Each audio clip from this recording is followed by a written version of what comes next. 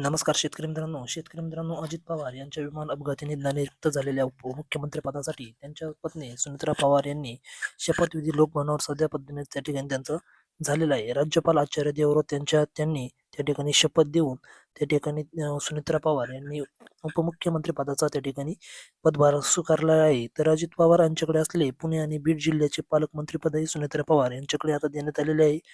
तर या ठिकाणी आता उपमुख्यमंत्री पदाचा कारभार स्वीकारल्यानंतर सुनेत्रा अजित पवार या दिल्लीला रवाना झाल्या.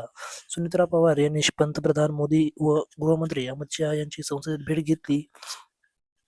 यावेळी सुनेत्रा पवार यांनी महत्वाचे निर्देश दिले. त्या ठिकाणी यांनी कोणते निर्देश दिले याची सविस्तर माहिती आपण आजच्या व्हिडिओच्या माध्यमातून जाणून घेणार आहोत. तर मित्रांनो, आपल्या या मराठी साईट युट्यूब चॅनलला तुम्ही जर सबस्क्राईब केलं नसेल तर लवकरात लवकर जाऊन सबस्क्राईब करून घ्या. तर सर्वप्रथम आपल्या शेतकरी मित्रांचं आपल्या मराठी साईट युट्यूब चॅनलमध्ये सर्वांचं स्वागत आहे. तर बघा, बीड जिल्हा नियोजन समितीची बैठक त्या ठिकाणी पार पाडली. यावेळी विकास कामांसाठी संपूर्ण निधी योग्य व काटेकोर पद्धतीने खर्च व्हावा, ठरलेल्या वेळेत सर्व कामे पूर्ण व्हावी, बांधकामाचा दर्जा उत्कृष्ट असावा आणि कोणतीही कामे अर्धवट राहू नये अशा स्पष्ट सूचना संबंधित अधिकाऱ्यांनी त्या ठिकाणी सुनेत्रा वहिनींनी त्या ठिकाणी दिलेल्या आहेत. त्याचप्रमाणे दादांच्या विकासविमुख धोरणाचा वारसा पुढे नेत जिल्ह्यातील प्रत्येक प्रकल्प नियोजनबद्ध, पारदर्शक आणि परिणामकारक पद्धतीने पूर्ण व्हावे यावर विशेष भर त्या ठिकाणी देण्यात आलेला आहे.